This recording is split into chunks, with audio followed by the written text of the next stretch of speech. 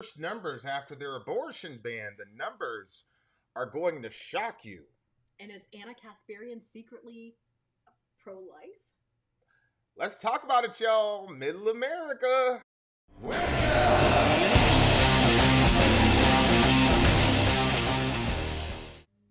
What's going on, you beautiful people? It's your boy Vin in the house. This is Middle America with Vin and Sori, where we are not left wing, we are not right wing, we are just right. We're just right, dear listener.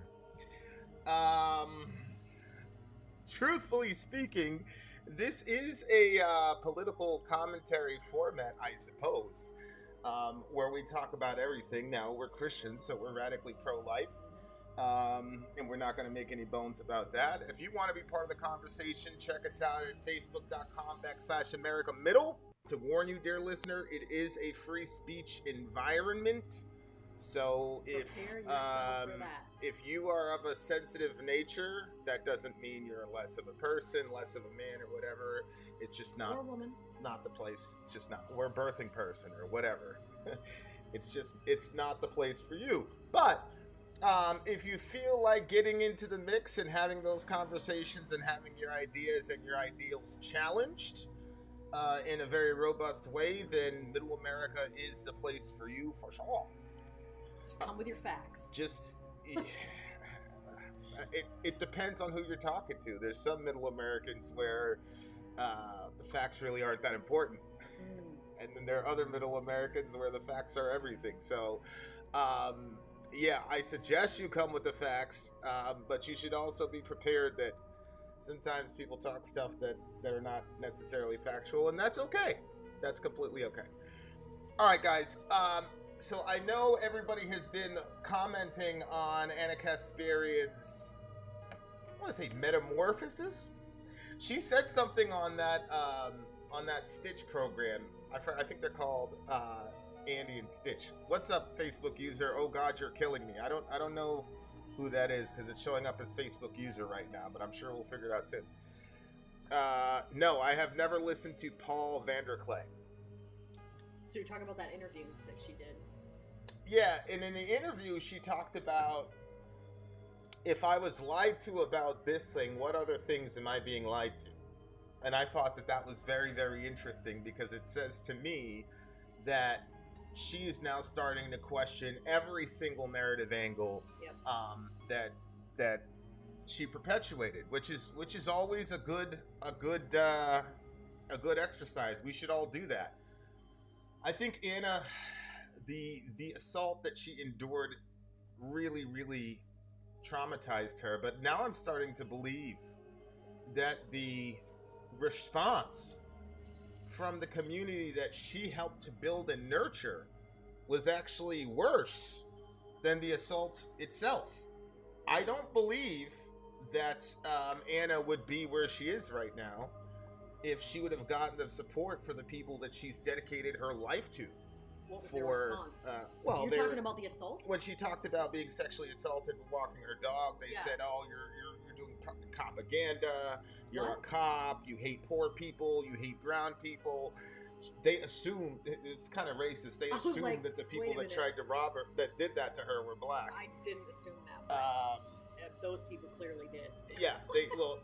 Yeah, these are people that obviously don't understand. They still don't have an understanding about how race works with the whole 9 yards. Believe me, if it was the two black dudes that assaulted some white woman like that in broad daylight, they would have been held to pay. But anyway, I do think that Anna is probably more traumatized by the response of the left to what happened to her than what actually happened to her. Especially considering she has been an advocate and she has been fighting like mad for these people. And when she runs into a really traumatic situation, which sexual assault is sort of like the holy grail for leftist women, especially, post, in a Me Too environment. And so I think she was really, really shocked and hurt by it. And it made her start thinking, well, maybe these people are not the victim poor people I thought they were, and maybe they've been lying this whole time, and maybe they're crazy, and maybe I've been contributing to people's crazy. And so right now, Anna is starting to like question everything. It's kind of like what happens in church, right? Where you have some crazy situation and sexual abuse happens in the church, and you said, hey, the priest did this to me, and your parents go, stop lying or whatever, and it turns out that, okay, I'll never come to church again, I'll never read the Bible again. Now you might say, oh, that's a stupid reason to quit the religion or whatever, it's a stupid reason to leave the left. But at the end of the day, people are human beings, man. They're not robots. And I think that the reaction of the left was pretty terrible to her.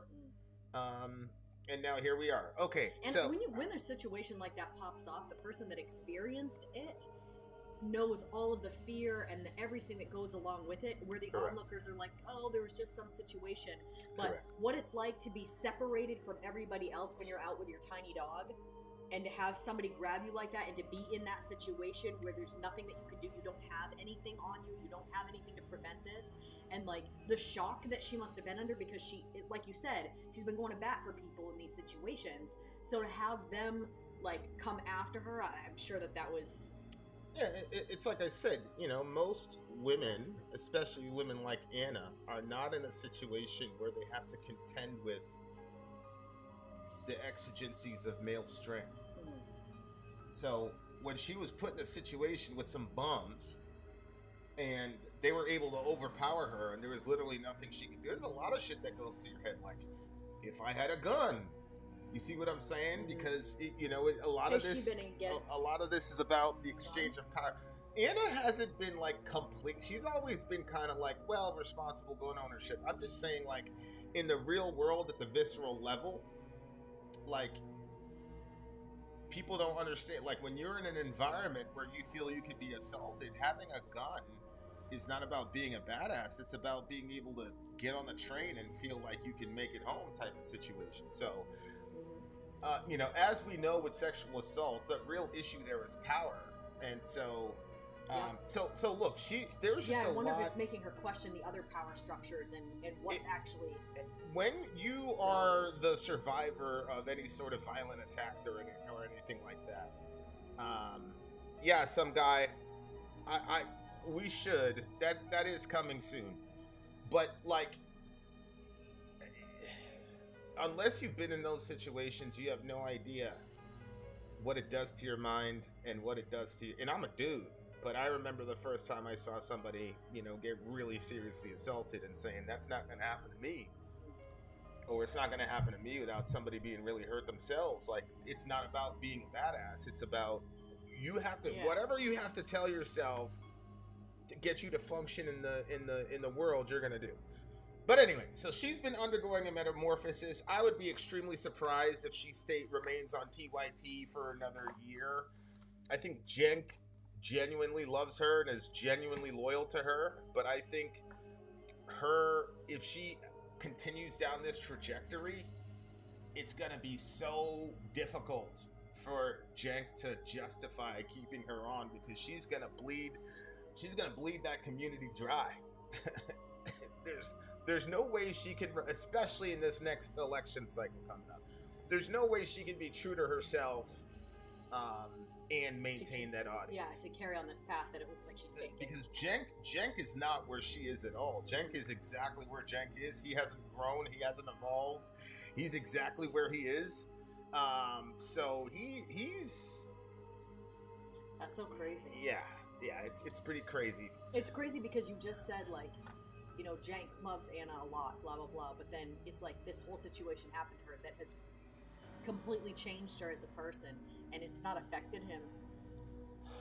Who, Cenk? It doesn't seem like it hasn't affected his policies, but he does seem to be protecting her, though. I mean, I think he's doing a great job protecting her. He's lost thousands and thousands of subscribers protecting her. He could have stayed quiet, because Ida Roller and the rest of those boys, like, they're staying quiet. He's the only one that's defending her.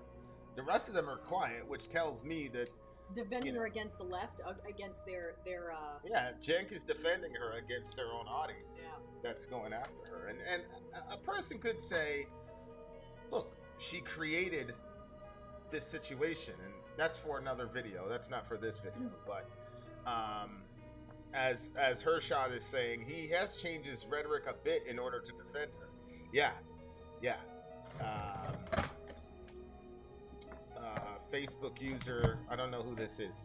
So this is what you're doing as opposed to answering, addressing Cassia Bell's issue here. I don't know who that is.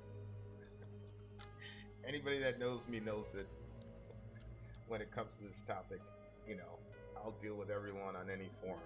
Ridiculous. All right. So let's look at what Anna has to say.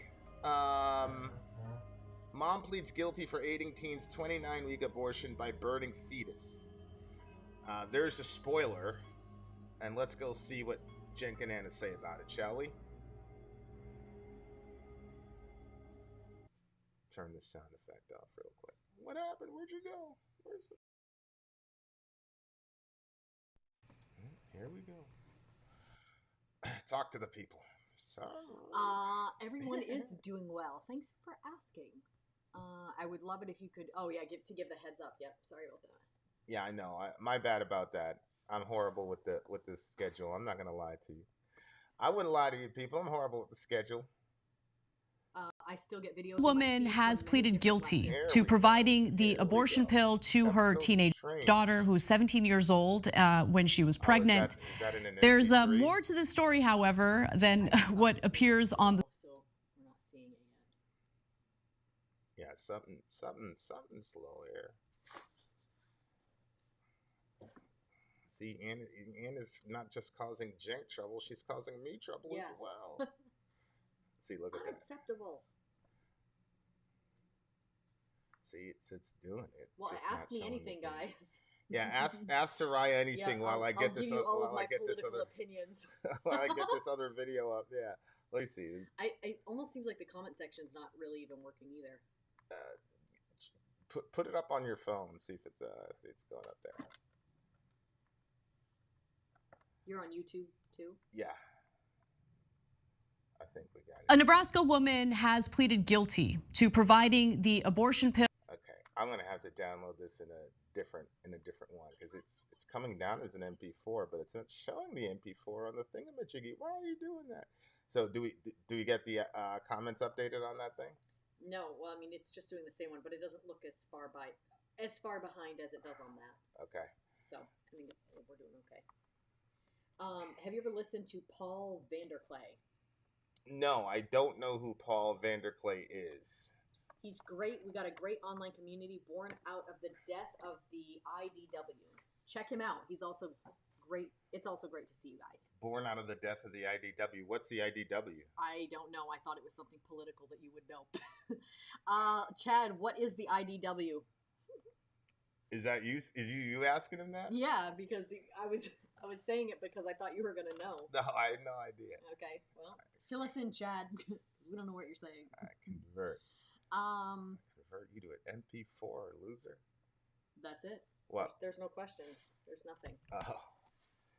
Maybe the whole thing just froze. No, maybe, it's still up. I'm watching it. Maybe YouTube. Christine says, hey, YouTube nice doesn't want us guys. to know the truth. Yeah. They don't want you to know the truth, dear listener. Who is it? Christine Whitefield.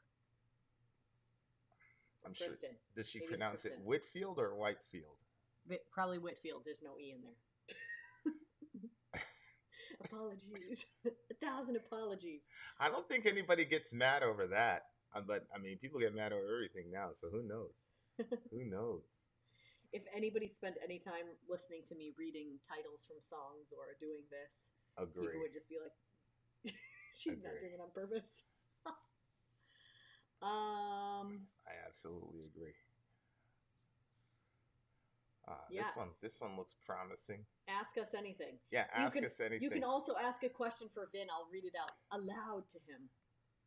Oh, yeah. Justin, thoughts on RFK Jr.'s recent interviews? I think RFK is, I mean, one of the ways that I gauge whether or not somebody is effective is how the I don't want to say stooges, but the mainstream media treats him. If they start slandering him and smearing him and all that, I go, okay, there's something about this dude that they're intimidated about. And if those people are intimidated about it, then I'm pretty happy. So I think he's got a lot of really strong momentum. If he can survive the onslaught about of what's going to happen to him, I do think that he's a tougher cookie than, let's say, Bernie Sanders, who just allowed mainstream media to talk all types of nonsense about him, and he never defended himself. I do think that RFK isn't that guy. I mean, he looks like he's tough. He looks like he's willing to say unpopular things. He's made himself vulnerable, though, with the quote unquote anti-vax stuff. I don't know enough about that. I do know, though, that that's a. I mean, I don't know if he's as vulnerable anymore, because it seems to me after the whole COVID situation, people are now a lot more, what do you say, vaccine hesitant or skeptical is the terminology that people are using. A Nebraska woman has pleaded guilty. All right, here we go, guys. I solved the problem. So here is the wonderful Anna Kasparian letting us know what's going on with this issue. Thank you guys for your patience, by the way. Kristen says, I seen an Anna interview with which, she talked to Adam. Yeah. YouTube channel, and it was actually pretty good. Yeah. All right, guys, here we go. Providing the abortion pill to her teenage daughter, who's 17 years old, when she was pregnant. There's more to the story, however, than what appears on the surface, so buckle up for that. But here are the details. Jessica Burgess admitted to helping her daughter end her pregnancy in the spring of 2022 before. Now, one of the things that's fascinating to me about this discussion is the language, the template of the language template that these people use. So, for example, Sori was pregnant about 7, 8, 9 months ago, and the way that we ended that pregnancy was to have the child. Right. Okay. Killing a child is I suppose you could say, is ending pregnancy in the same way that I could say I ended the residence of my 17-year-old at this house by shooting him in the head. Jeez. So he's no longer a resident of the house. So watch how the language gets used whenever this topic comes up. Mm-hmm. That's the first thing. Ended her pregnancy. They killed this kid. Right. We continue. Right. Before the Supreme Court reversed Roe v. Wade, that is a Nebraska woman. This is why I say Anna's changing. Listen to this caveat that she puts out. Has pleaded guilty to providing the abortion pill to her teenage daughter, who's 17 years old, when she was pregnant. There's more to the story, however, than what appears on the surface, so buckle up for that. But here are the details. Jessica Burgess admitted to helping her daughter end her pregnancy in the spring of 2022 before the Supreme Court reversed Roe v. Wade. That is an important detail to the story. Well, it's important. This is why I say, like, she might be changing on this topic, because this would have been the perfect story for them to say, see, because of the Dobbs decision, but she waited later, and now you have this nightmare scenario where this 29-week-old child gets murdered. Oh my God, right?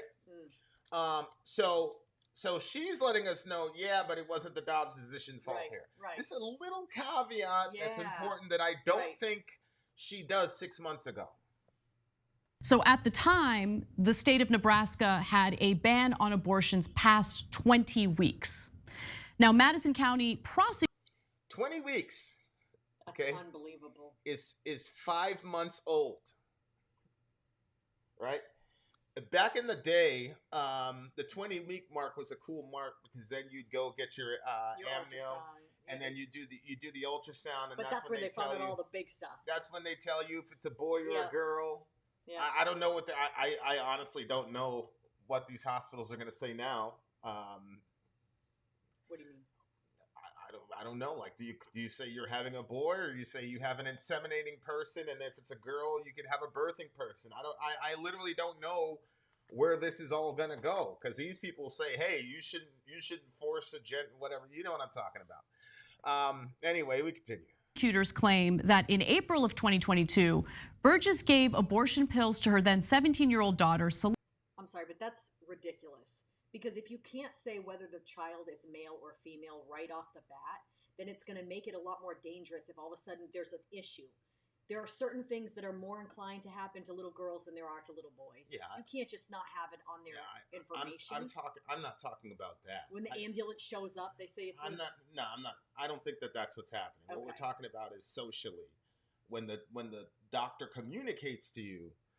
Do they say birthing person or whatever is what I'm saying. I'm just the intersection of these things is but if you're actually trained in the medical field, they don't go along with that. They boy here, girl here, colon here, prostate here, breast cancer here. Man, they ain't. What's the ambulance going to say when it's driving up to let them know that there's a child on the way? An undetermined person. Yeah, I mean we're not talking about that. But I agree. I mean it's crazy. Who gave birth to a stillborn fetus estimated to be at about 29 weeks gestation. Now, keep in mind, my good friend, the Catholic Bandito, who's an LGBT Roman Catholic person out there in, I think it was Virginia, they got hold of a couple babies who were killed at 6 months old. And she just got done her stint in prison for that. They locked her up for a while. They locked her up for that. But the sheriff said that the act that killed those children was completely legal, and the only person that broke the law was the woman who had the bodies and exposed the fact that they killed this 6-month-old child. It's unbelievable. Who, for all intents and purposes, was younger, right, than these kids. And if you go back and look at that show, Anna was kind of, yeah. She was just saying, you guys are gross for going up and digging up dead bodies and all the rest of it. Yeah. The affect is a lot different now. It's very interesting. So the reversal of Roe v. Wade had nothing to do with the abortion laws in Nebraska at the time because the reversal hadn't happened yet. They did have a ban on abortions. Good for you, Anna, telling the truth. Well done. Because this is one of those things where you turn lemonades into lemons for the pro-choicers. This is the example number A of their argument. Past 20 weeks at that point when this happened.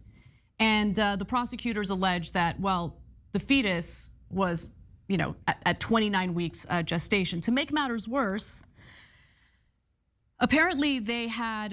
Look at her. Yeah, she's upset. Yeah. Now notice. She uses the term fetus. Okay, the child was 29 weeks old. Okay, so here is the subject. I'm going to show you guys a picture of a child at 29 weeks. This is what I'm telling you. This is what I told you guys at the beginning. Pay attention to the language, because what you're seeing here in Anna is clear cognitive dissonance. Yeah. The cold affect that she's had every time this topic has come up is starting to change. Mm-hmm. That's just a fact. That's just a subhanallah. Oh, Jesus. God forgive these people. God forgive these people. Good night. Good night. Here's a preemie born at 29 weeks. Just say, and look, I'll. A lot of people like, oh, that's argument from emotion, blah blah blah blah blah. I saw what's the guy is actually happening in an abortion, and a dude refused to take it seriously, and he said, this shows that you've surrendered any logical ground because you're bringing out these emotional issues. Nope, we're not going to let you get away with that. Whoever you are, Destiny, whatever your name is, that's a really silly argument. The fact of the matter is, it's 2023, and not even 7 days ago, I had someone use the clump of cells line relative to abortion.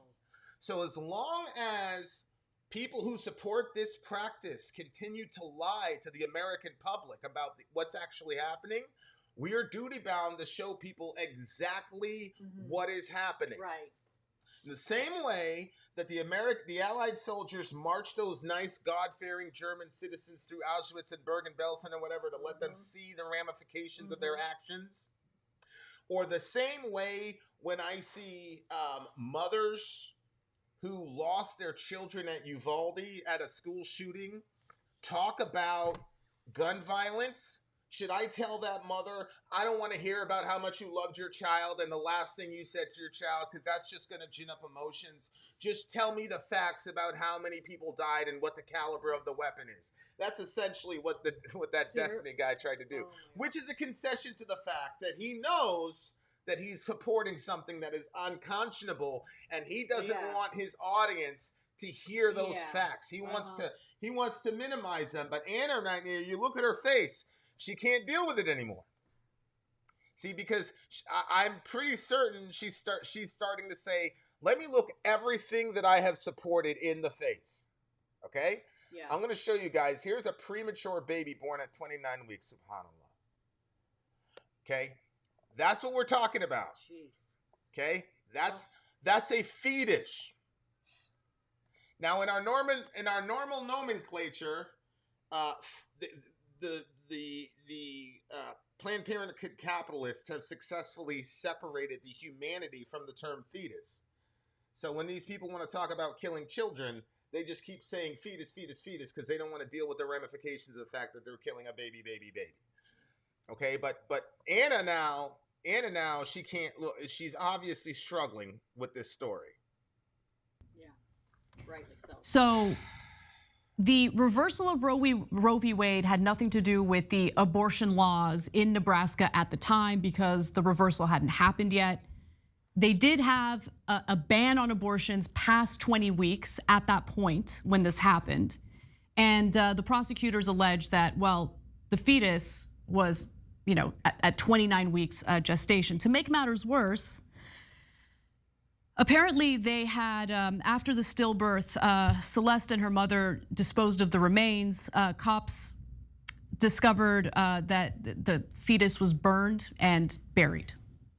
Okay. Mm-hmm. Look. I don't know if you guys remember this, but in Virginia. Honestly, oh my gosh. Go ahead. This is so horrific to hear.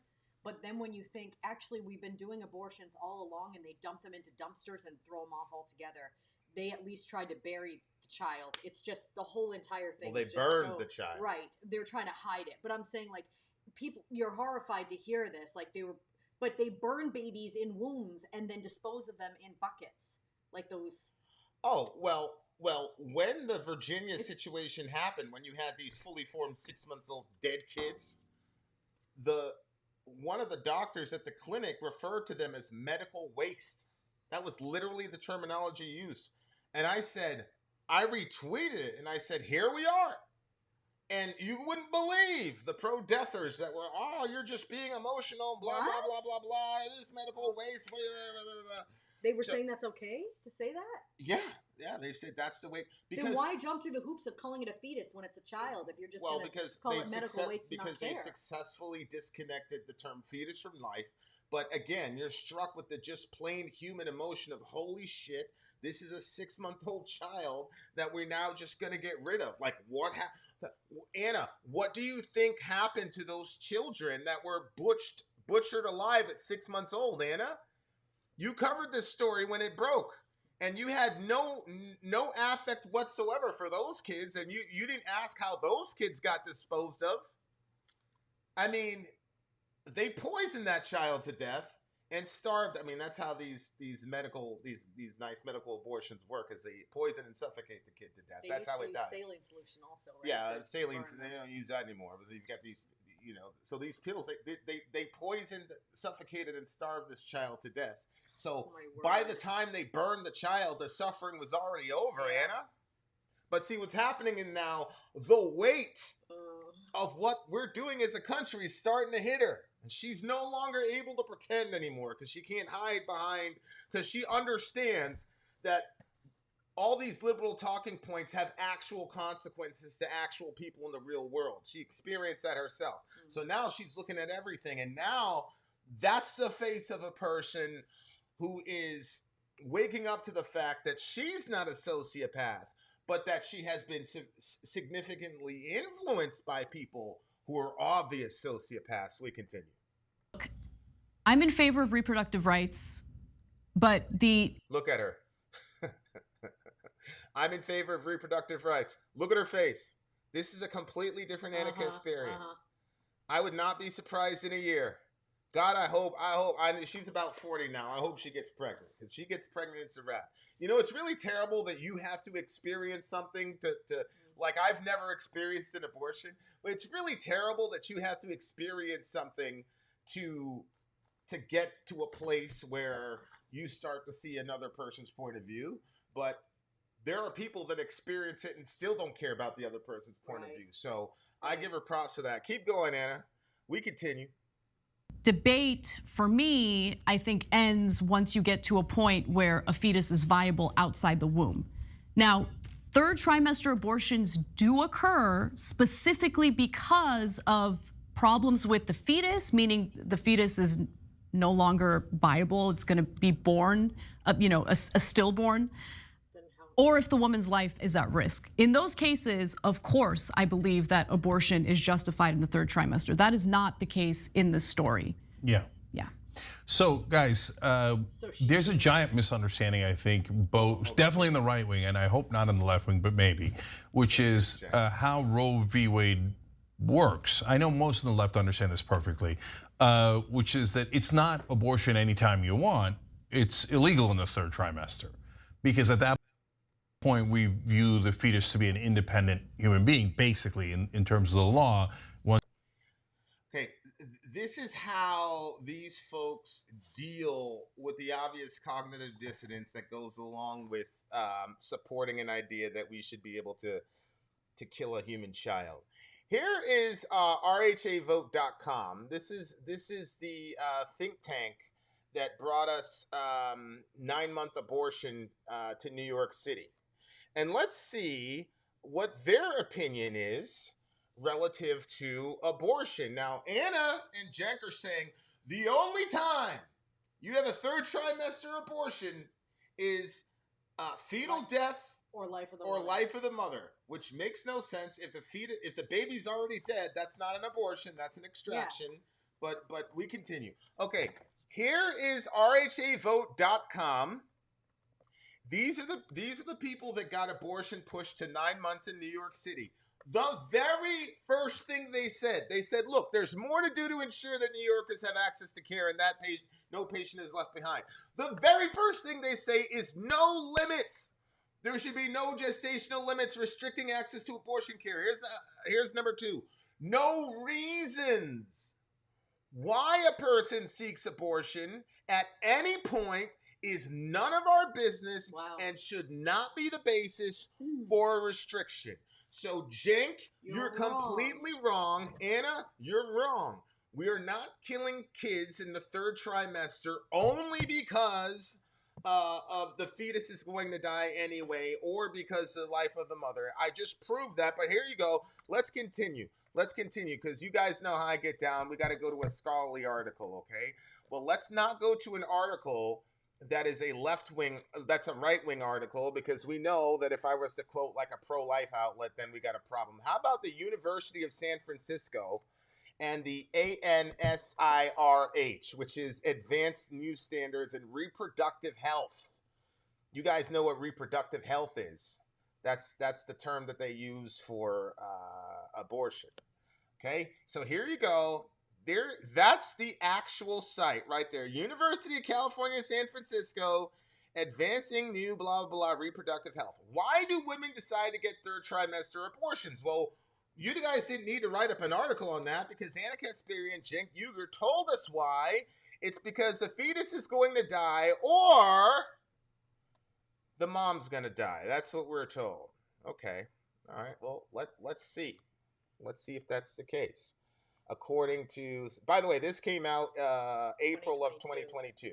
Okay, all right.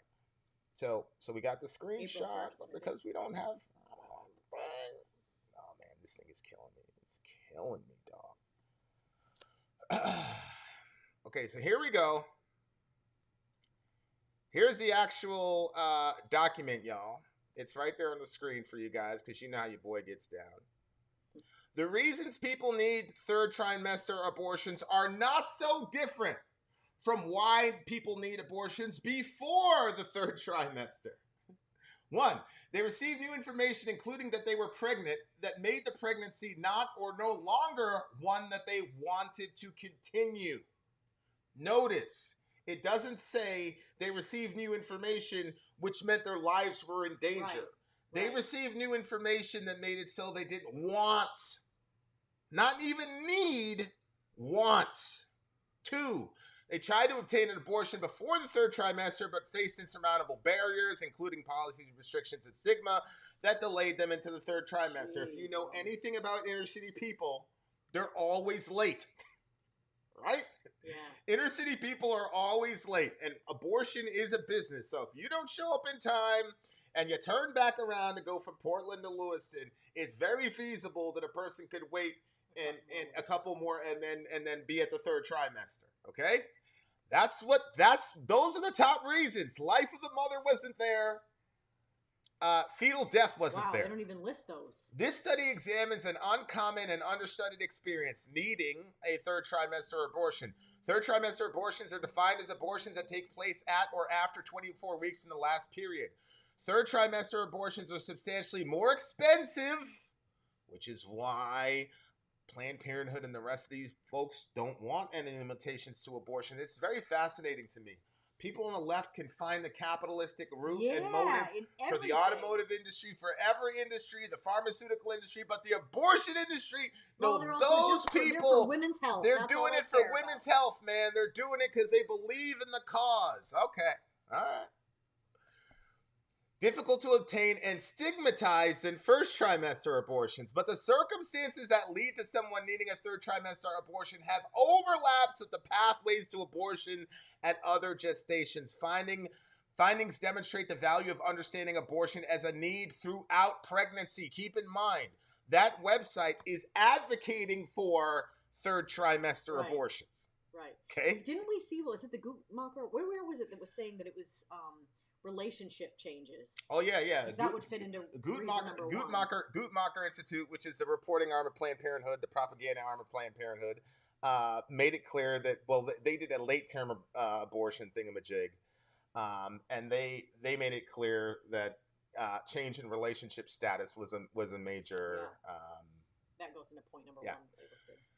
The limits of medical knowability means some information about a pregnancy is simply not available before the 3rd trimester. For instance, clinical research shows that some serious fetal health issues are not observable until the 3rd trimester of pregnancies. Now, usually what happens at week 20, you get they tell you the sex of the baby if it's a girl or a boy, but that's not really what they're looking for. What they're looking for is, are the arms and limbs developed well? Does he have the cough, the breath reflexes, is he doing practice breathing? And then they do an amniocentesis, which is they take some of the fluid from the amniotic sac and they analyze it to see whether or not the kid's got trisomy 21, Down syndrome, whatever you call it. Okay? So sometimes though, and when you sign those documents, it says, hey, we may be wrong, we may be right, it just depends.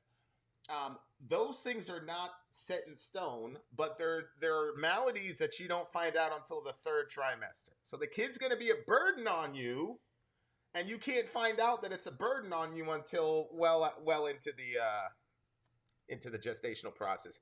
Interviewees needed an abortion in circumstances that were similar to those people who need abortions in the 1st and 2nd trimester, while the 3rd trimester abortion may be exceptional at its cost, clinical complexity, logistics, and low social support.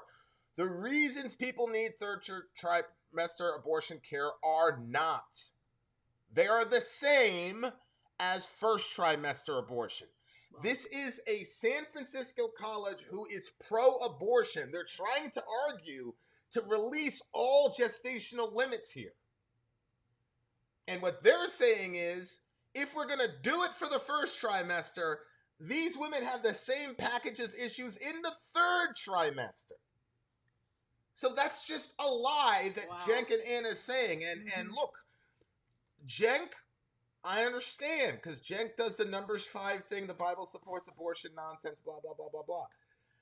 But Anna is not going to be able to survive these kinds of arguments, because I am sure there are people in her ear saying, Anna, why do you keep saying that 3rd trimester abortions are only there for life of the mother or life of the child? No. People get third trimester abortions for the same reasons they get first trimester abortions, dear listener. This is what they advise us to do. Instead of focusing on gestation or trimesters, these findings make a strong case for conceptualizing a need for abortion throughout pregnancy. Unbelievable. Let's just forget about how developed the child is. Let's forget about all that. We need to have abortion throughout pregnancy. So I'm sorry, but Cenk, you have no idea what you're talking about. That is untrue. Reaches and by roughly the way, viability, right? And so this is a pre-Roe reversal case anyway. By the way, guys. By the way, we're going to also deal with another thing that they said here. We got some technical difficulties, but you can still see Janky Baby. That's cool. Okay. Here's a quote from one of these girls. My boyfriend was working odd jobs and I don't have a job. So we're homeless on the streets. So, I mean, we would have definitely tried, and we know, we did try, but there was no way we could get a couple of $100, let alone $1,000, if not more. So that was one of these girls' explanation for why she went and had an abortion in the third trimester. This has nothing to do with the life of the mother. Yeah. I'm sorry. That's not what's happening, and a cursory investigation of these topics makes it absolutely clear. I didn't quote prolife.com or any pro-life outlet when I talked about this situation. I don't need to. Mm-hmm. I don't need to. But that's why you're saying these people say this themselves. Taxes, so that way it'll help alleviate some of this pressure. So that's not a thought in people's minds. Yeah, no, I agree with that. I agree. We do need to reorient what we're doing as far as our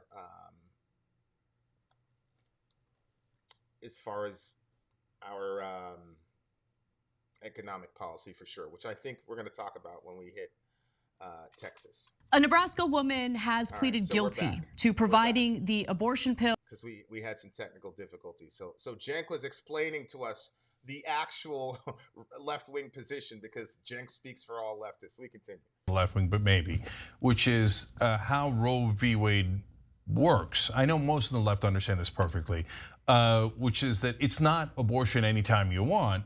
It's illegal in the third trimester, because at that point we view the fetus to be an independent human being, basically. It's legal in 6 states. I don't know what Cenk is talking about. There's no gestational limits in Virginia. There's no gestational limits in Hawaii. There's no gestational limits in New York. There's no gestational. He's just. These guys have a package of thoughts about a given topic, and he just blurts them out, and he just keeps talking about it like he believes in it. What's really happening is that Cenk doesn't like late-term abortion. So he wants to say it's illegal and all the rest of it. No, it's not. I'm not going to play the Kathy Tran video again, where Kathy Tran said, yes, even if the woman's water is breaking, if she decides she doesn't want that child, she should be able to kill that child. You guys saw the RHA thing. They said no limits and no reasons. That's where these people are going. And unless Cenk is just completely ignorant to that fact, he's just up here lying to folks. We continue. In terms of the law, once it reaches roughly viability, right? And so this is a pre-Roe reversal case anyway.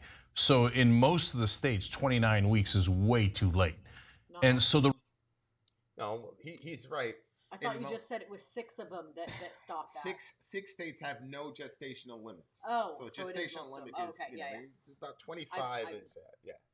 Which 25 is no better. I mean, 20 anything at the I mean, we're going to talk about it later, but we continue. Right-wing thinks you can go all the way to the pregnancy, and now they have this insane new thing where it's after birth abortion, which is by definition not a thing, right? Oh, she said murder. She did. She did. She used the term murder. Anna, think. You have a 6-month-old preemie. Okay? He's out in the little NICU. You kill that 6-month-old, it's murder. Then you have an 8-month-old in Virginia, and the daughter hacks him to death. That's not murder? Come on. You see what I'm saying? Yeah. This is the first time Anna has even uttered that term in relation to this topic. Now, this is another thing where what's that guy? The gay dude, the blue hair, Destiny. He said, I don't think it's a person, so I don't care. That was his argument to the girls when they were saying, we're talking about killing a human being. He's like, oh, that's just emotionalism. I don't believe it. I don't think it's a person, so it doesn't, because he believes, okay, fine, it's a human being. We can't say it's not a human being. But what he's saying trumps the embryologist? But what he's saying is, it's a human being, but it's not a human person. So because it's not a human person, it's not the same as killing me and you, which of course is exactly what I would expect a privileged white male to say, because that is what his ancestors were saying about my folks back in the day, that slaves were property, not persons. Right. Oh my gosh. So all you leftist social justice liberals who think you found some clever middle way to justify killing children and abortion by making the being person distinction, sorry, that's the exact same distinction that your forefathers used to justify the atrocities they committed against us, which makes perfect sense. This is genetic. So I would expect you to have the exact same perspective of your forefathers. I'm sorry, dear listener. A lot of young people want to believe that they're better than their parents and that they're better than their ancestors. Nah, the apple doesn't really fall that much far from the tree. Nobody's talking about after-birth abortion, really. Here we go. Alberto Gubalini and Francesca Minerva. Yep. Both of whom are PhD bioethicists. Here's the article. After-birth abortion, why should the baby live? Here's the abstract. Abortion is largely accepted even for reasons that do not have anything to do with the fetus's health, by showing that 1, fetuses and newborns do not have the same moral status as actual persons. Number 2, the fact that both are potential persons is irrelevant. Number 3, adoption is not always in the best interest of actual people. The authors argue that what we call after-birth abortion, killing a newborn, should be permissible in all cases where abortion is, including cases where the newborn is not disabled, end quote. You're wrong, Jenk. There are many significant thought leaders in the bioethics sphere who absolutely are doing the logical work and saying, hey, this is ridiculous. If I can kill a perfectly healthy child at fucking 27 weeks in the womb, there is nothing ontologically that changes about the child after they make the little trip, a couple inches from the womb out of the birth canal. There's no ontological difference. Remember, these are doctors. These are not straight people. These are doctors who know what they're doing. So Jenk wants us to believe that everybody or most people who support abortion are going to cut it off at viability or whatever, which is, again, a stupid argument. What do you mean you... Oh, okay, so viability, well, we'll talk about that in a second. But there we go. Now, I've asked all these pro-choice people, I've asked all of them to deal with Minerva. They won't touch it. I bet not. They won't touch it. They won't touch it. It's a little too crazy. So anytime somebody brings up the personhood argument, okay, to justify abortion, all you got to do is point to Francesca Minerva and Roberto Gubalini, and they made it explicitly clear. Any circumstance in which you could abort a child in the womb is a circumstance in which you could abort a child out of womb. There's no ontological difference. Minerva would later on go to say, listen, the newborn child cannot develop a concept of the future. Therefore, the child has no goals and aims. Therefore, if you were to kill that child, you would be taking nothing from that child because the child had no goals and aims. That's her logic. Okay. So Jenk doesn't know what he's talking about. I don't believe Jenk is familiar with the Minerva article. We continue. That would be considered murder. Exactly. That's there is no abortion after birth. Anyway, I can't believe how insane that is and how they actually believe that. He does know. Peter Singer, he knows. He's saying that we're saying that. He's saying that crazy, wild-eyed right-wingers are talking about this stuff, about after-birth abortion, because they're trying to gin people up. He has no idea that they coined the term. Gubellini and Minerva coined the term. Wow. And they explicitly stated, no, we're calling it abortion even though the child is outside of the womb, because the salient point is the child in the womb is obviously not considered a person, and so the child outside of the womb isn't considered a person either. The personhood doesn't automatically get conferred on this child because he exited the birth canal. That's Minerva's argument. We continue. Anyways, but for the left, no, there's only two scenarios in which the third trimester should, that it's okay to get an abortion, and those are the two that Anna mentioned. And we just showed you that he's wrong. Guttmacher disagrees. The San Francisco Reproductive Health Association disagrees. Every scholar who is advocating for this choice disagrees with Cenk. This is the world that Cenk wants to live in because he doesn't want to deal with the ramifications of what he's been advocating for the past 2 decades. When they say viability, are they talking about, I know it's survivability outside of the womb, but by how far do you take that? The NICU? No, not the NICU, but like you still have to make a bottle for them? Well, like, at what point, I mean, for goodness sake, we couldn't even leave our 4-year-old for that long. As Ian said, I forgot where he said that. But yeah, Ian talked about that. Like, could a one-day-old baby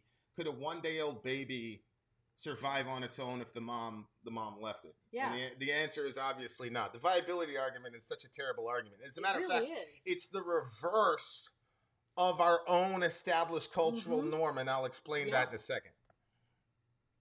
Where does the line end? Should we kill toddlers who can barely speak and are hyper and have no sense of what's going on in the world around them too? Logically speaking, that would include. Well, that's why the whole personhood argument is ridiculous. Like as a black Israelite, for example, a black Israelite, same thing with Nation of Islam. Nation of Islam believes that all white people were created in a lab on the Isle of Patmos by a big-headed scientist that went by the name of Yaqub. Okay? So I could say, well, a black man's the original man, white men were created in a lab, therefore white people aren't persons, therefore I can do whatever I want to white people. How could you argue against that? Could you also, if somebody gets, let's say I got in a massive car accident and I had to be hooked up to some machines for a while, couldn't you at that point say, well, she's not viable on her own? She's not viable on her own. You could just kill me right there. Sadak, correct, right? Correct. And the same thing with the elderly. Correct. Anybody that goes in a coma. Yeah, what the guy said consciousness is what makes you human. So it's like, okay, so can I kill you when you're asleep? So every night. Can I kill you when you're asleep? He goes, are you still human when you're asleep? He goes, well, no, because I will get conscious. I can get conscious when I wake up. Well, excellent. So you will be awake in 5 hours, and the kid will be awake in 5 months. It's just a matter of time. Secondly, let's go with this. Unless you're conscious, you're not a human being. Okay, so Sally's been in a coma for 9 years. Does the doctor then get to sexually assault her while she's in a coma because she's not a person? Whoa. See, I'm not going to say kill. Yeah. Because the psychopaths have desensitized our friends so that they're desensitized to killing, but they're not desensitized to sexual assault. So if you say that the only people who are people who are conscious and have self-awareness, then tell me on what rational, logical basis that a doctor could not assault a very beautiful woman who's been in a coma for 9 years. There's no scientific guarantee. As a matter of fact, the odds are if she's been in a coma for 9 years, she's gonna be in one 9 months from now. But what are the scientific odds that a 3-month-old baby is going to become conscious in 2 or 3 slight months? Almost guaranteed. Exactly. Plus, we continue. That situation that we had with that pedophile that was going to all that thing. He got in trouble because he had hurt a child when they were asleep. Correct. So then you'd have to open. This is insane. That is just such a messy situation. Oh my word. Listen, if you advocate for killing the most defenseless innocent among us, then there's a whole host of atrocities that you have to sign on for. We continue.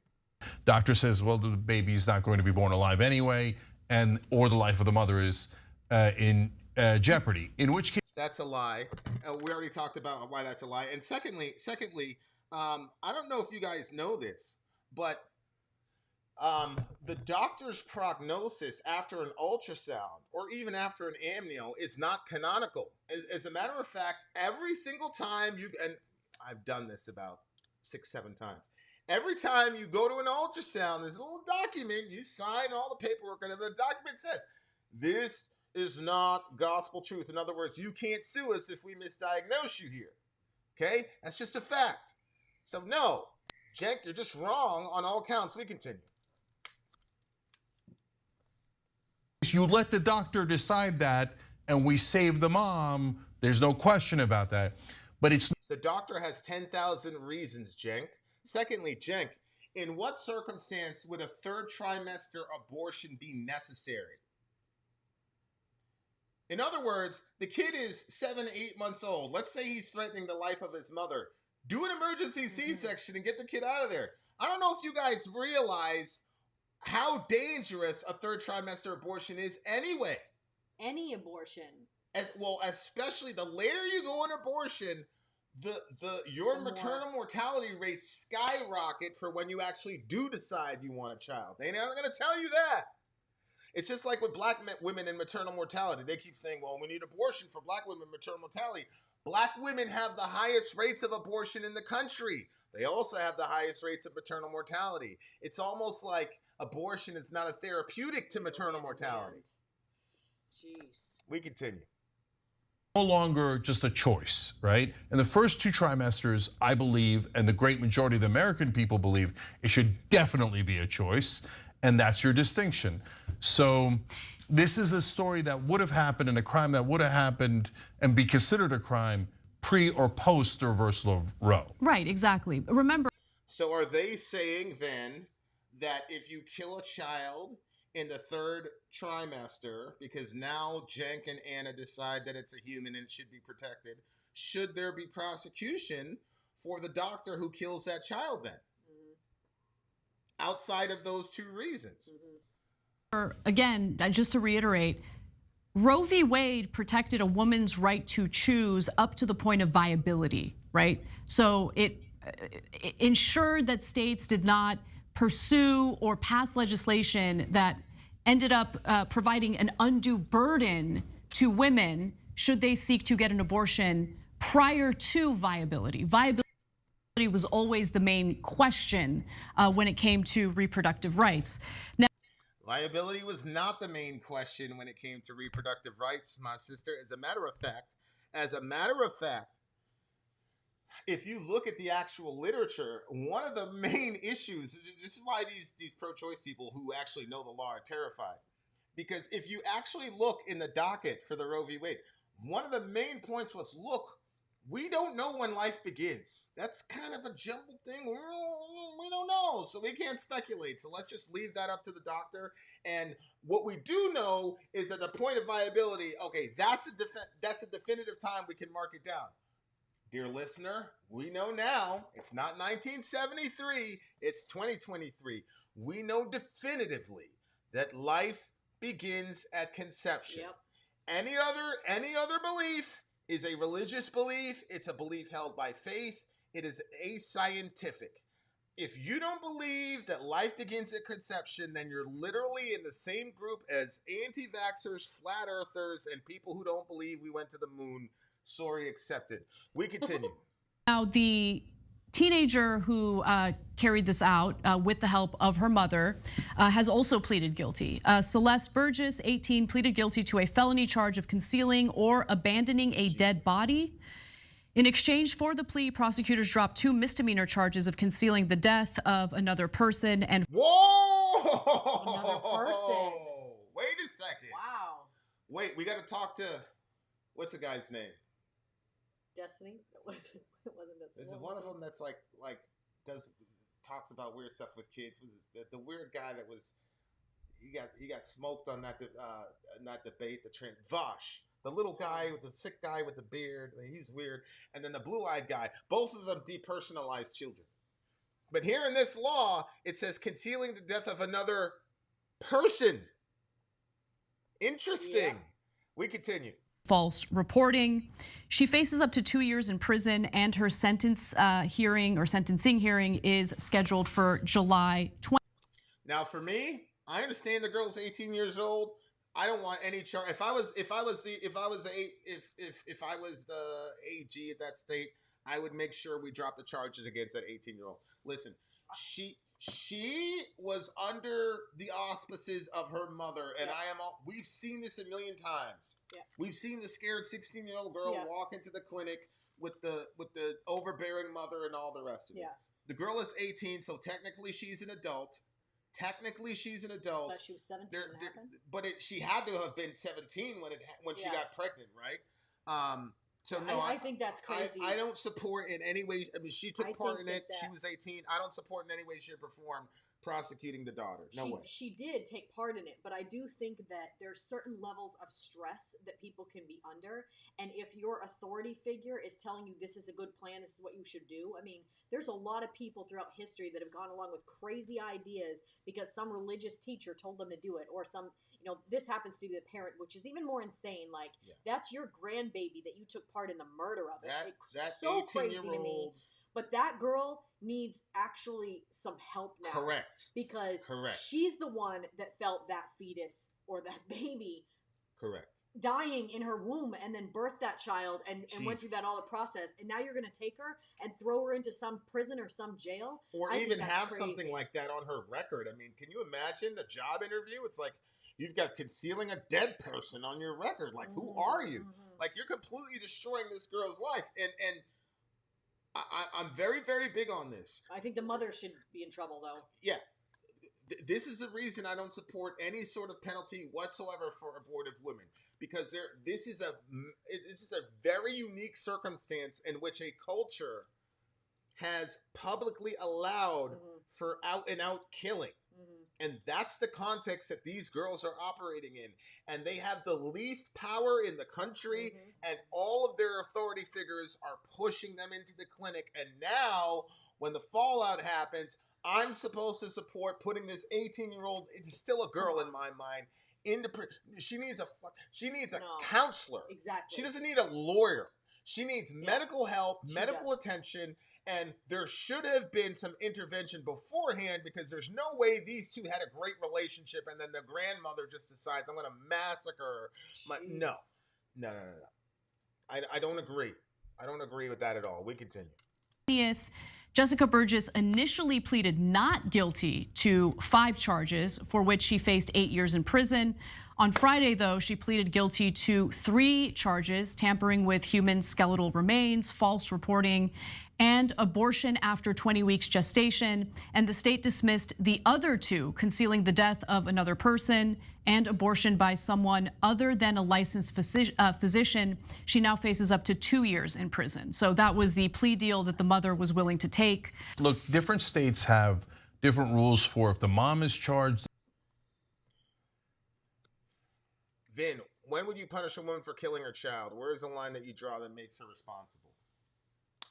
I think when it comes to a situation like abortion, where there are other players who could be influencing this person, like guidance counselors, mom, dad, boyfriend.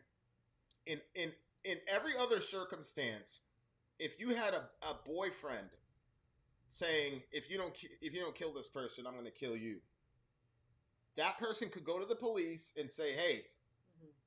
But in abortion, it's different, because it's state-sanctioned murder. So what happens is the boyfriend says, you're 8 months pregnant, I'm going to beat the hell out of you. And he doesn't put any of this in text.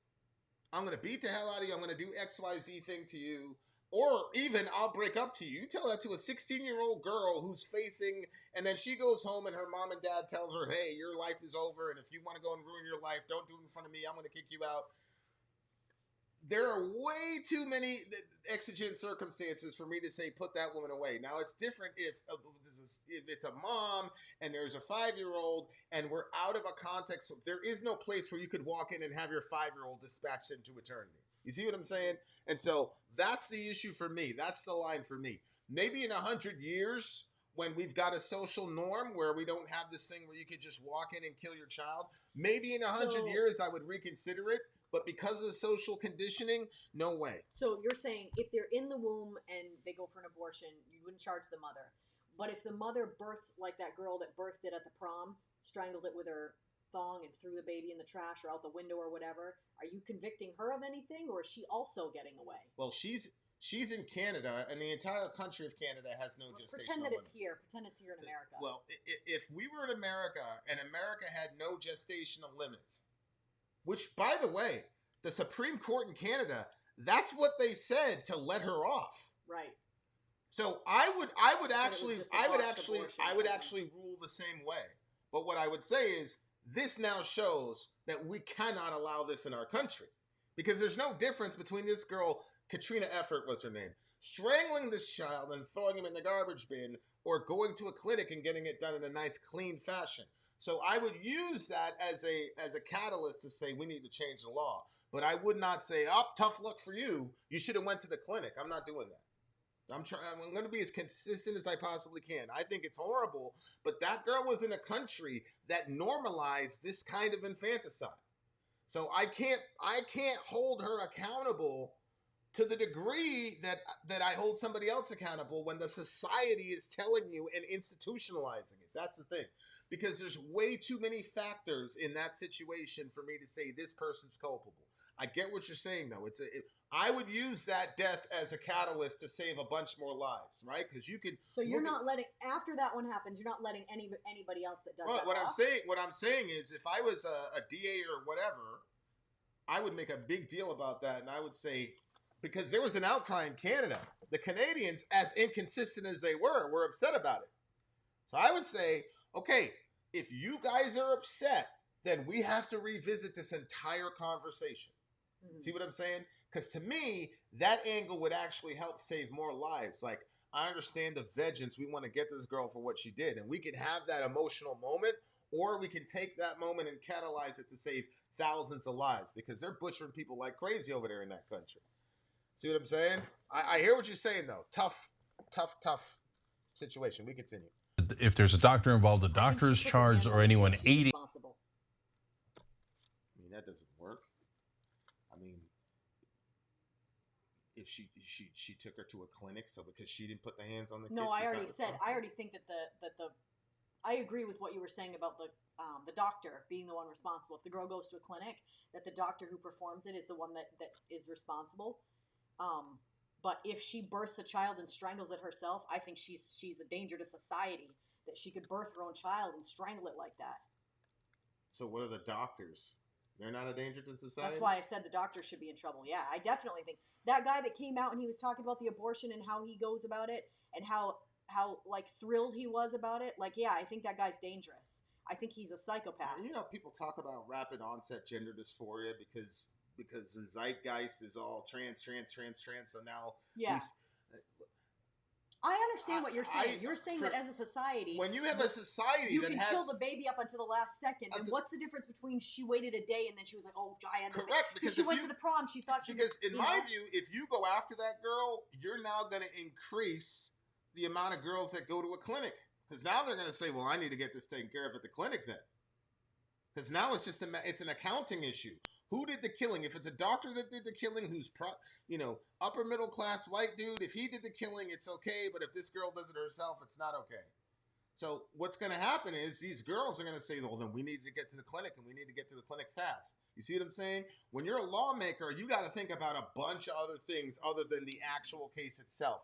And I know for pro-lifers, it would be very emotionally satisfying to go after Katrina Effort, call her a monster and all the rest of it.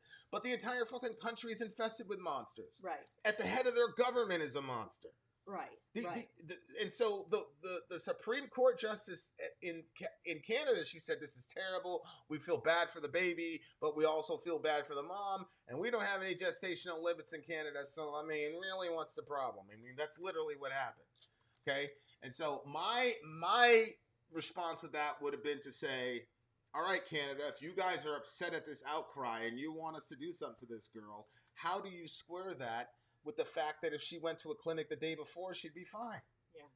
And I would force that onto the consciences of the people. So I would use that situation to try to save more lives. I'm just completely against going after the women in any way, shape, or form, because they're not in a power position in this culture. They're just not. Yeah, but if you went to a clinic, you could see how somebody could like the white walls, like I just lay back, blah blah blah. Like you could see how somebody in that situation could like make it, you know, it's I mean, it's the same thing as somebody like other countries where they just die in front of you, and here we go with hospice and all that. It changes it. So if they go to the abortion clinic, I could see like somebody thinking that that's okay. Where somebody who takes their own underwear to strangle their own child that they just birthed, that's like a different level, I think, mentally than the person that goes to the clinic. Yeah, I think that that's a person who is taking the logical ramifications of the laws of her and the zeitgeist, the spirit of the age is that kids are terrible. We put them in a blender, blah blah blah blah blah blah. So I don't think you can hold. And again, this is another person who's 17, 18 years old. I don't think you can hold a child accountable for going along with what their society tells them to do. How can you hold the child accountable? Of all the people to hold accountable, how the hell do we hold her accountable I think when her overall society is saying that the child in her womb is not valuable at all? Because at the end of the day, for Canada, it was an accounting issue. The wrong person did the killing. It wasn't that the killing was the problem. And the other reason that the Canadians... The wrong person and the timing, because it was a day late. The other issue with the Canadians is her doing that is God saying, this is what you are. Right. And they want to believe they're better than that. So they created this outcry and they said, how could we let this, how could you do this? This is a terrible judgment. Not connecting the fact that they contribute to that action by saying you should have went to the clinic the day before. Mm-hmm. So when people do something like that, it forces the community to look themselves in the face and go, this is a reason, by the way, I believe that when you accuse somebody of something in the Old Testament, you had to take part in stoning them to death. You see what I'm saying? Yeah. And I am certain there are a bunch of times when folks are like, nah, I'm not doing this shit. I'm just not doing it. Right. Because there are a lot of times God commanded folks to do stuff, and people are like, I'm just not going to do that. I feel like she should be held responsible, but I'm not going to throw a rock at her head. I think I don't believe she's ever going to get over that. I don't believe that she's a sociopath. I believe that she's being influenced by sociopaths in the same way that Anna has said some really terrible stuff about children on this program. But if you look at her now, you see she's now starting to come to revelation. Holy shit. Okay? There's a lot of people that believe in the clump of cells thing. They believe. This just happened a couple weeks ago. Somebody put out something in a Petri dish and said, this is a baby at 11 weeks. We're all like, what the hell are you talking about? Like, they've been brainwashed. They just have. So I'm not going to hold, especially a Canadian one. I mean, in America, you might have an argument, but not in Canada, man. Good night. There's no gestational limits over there. You see what I'm saying? Like, I just don't see how you can go after that girl for that. But I hear what, and you're a woman, so what it would take to get to that level, that's where I break off. You see what I'm saying? So like, I'm not saying I'm right. I'm saying this is why I wouldn't do it. But you've actually had babies in your womb. So what it would take to get there, I understand what you're saying. The only thing that I would say though is that there is something that happens after you have the baby. There's a massive, like, I felt it pretty quickly after I had the baby. Like, sometimes you don't feel right sometimes. Postpartum. So I don't know if, like, she already had, like, maybe she went to the prom, she's all pregnant like that, and then at the prom, her boyfriend breaks up with her. I don't know what the story was. Yeah. So let's say that throws her in tailspin. She's about to have this baby, and then that actually throws her into labor. Then she goes to the bathroom. She starts having this baby. She's terrified. She's thinking, I should have aborted this baby. Well, now it's... And then she goes... So I can kind of see, like... I like the way that you're balanced. That's why I say you could have been a good judge, because you're very balanced with it. For me, she would have been in trouble the second that she did that, because I'm horrified that she took a garment off her own body. For that, to me, makes it worse. I know. And and doing that, I just... I know. Canada has been killing kids for centuries. The mass graves of hundreds and hundreds of First Nation children from school system of Save the Man, Kill the Indian proves that. Yeah, that's what I said about Destiny and all these other people. These are inheritors.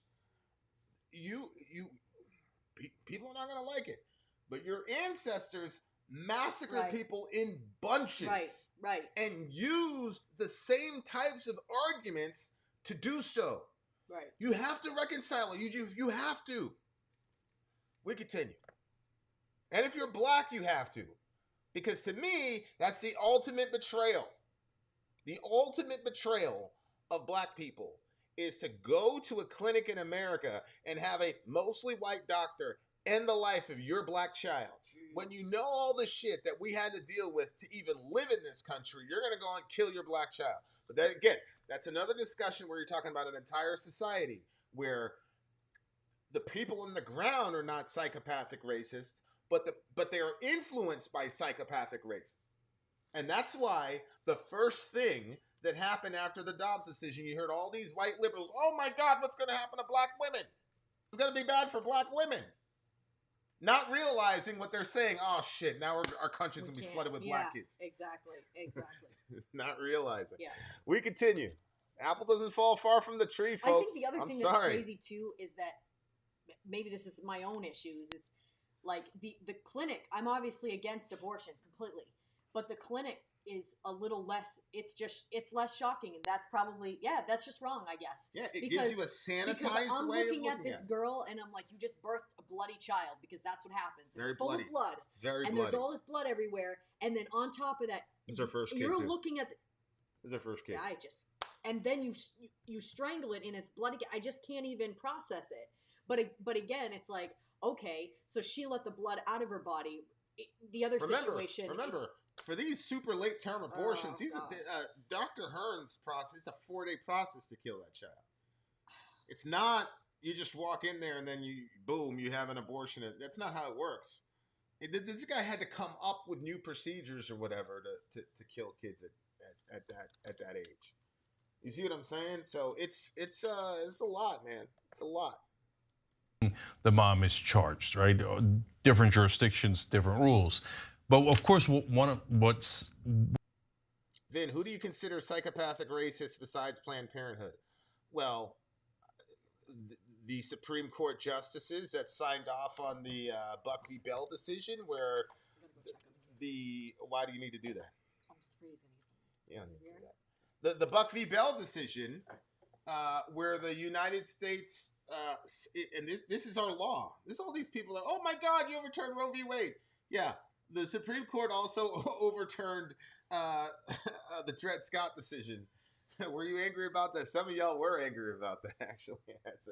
But like, Buck v. Bell stated that the state could sterilize a woman if she was an imbecile or if she had mental health issues.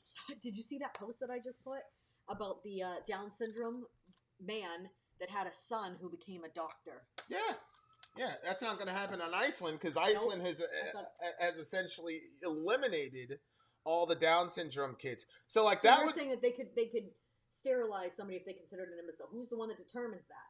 Yeah, the doctors and the priest class that's able to do that. Yeah. So I'd say that all 8, the only Supreme Court justice, by the way, that voted against the Buck v. Bell decision was a Roman Catholic. It was a Christian. The rest of them were secularists. They're like, man, I don't care about that shit. We're modern. We got science. We got natural selection, et cetera, et cetera. We continue. Worried about now under the new regime, now that Roe has been overturned, is that they're going to say, okay, well, it used to be that in the 3rd trimester we arrest people. Now we're going to start arresting them in the 2nd trimester, the 1st trimester, and we're going to lock up a lot of moms and a lot of doctors. Yep. And we're all worried to death about that. I'm worried to death about that too, because it seems to me that the pro-life,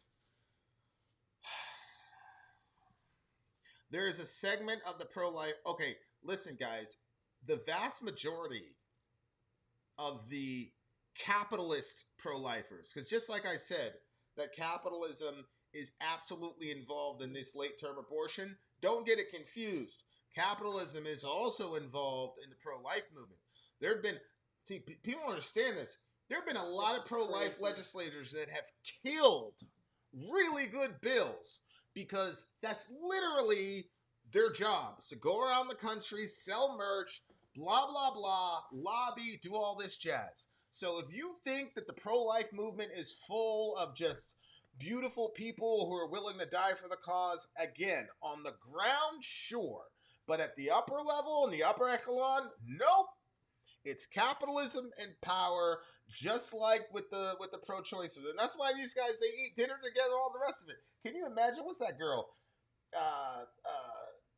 Not the Asian lady, but the woman before that. Oh, the blonde lady? Yeah. I don't remember. I wouldn't even be able to stay in the same room as that woman. These people all chummy with them, all nice and shit. This woman's talking about... She was eating her salad. And she eating was her talking salad about and shit. how much money, what she was going to be able to buy after they got finished killing all those children. So the pro-lifers are all capitalists, and so are the pro-choicers. We continue. I mean, there are several states now who have an effective abortion ban. Effectively, It's an abortion ban. Texas is... Yeah, we're going to talk about that in a second. We're going to talk about Texas in a second, because Anna told us because of the abortion ban, women were going to die in droves. That's what I was told. We continue. One of them, with their 6-week abortion ban, that just means abortions are banned. Most women do not know they're pregnant at 6 weeks. Florida passed a similar law. Amen. And so that will have some pretty significant consequences on people for sure. I do want to go to the prosecutors handling the case here, because the prosecutor handling the case said that it's the first time he has charged anyone for illegally performing an abortion after 20 weeks. A restriction that was passed in 2010. I give you that information because it's important to know that what we're talking about here is very rare, okay? There isn't like this prevalence of 17-year-olds looking to get an abortion at 29 weeks gestation. So I wanted to give you that perspective from the prosecutor. Before the US...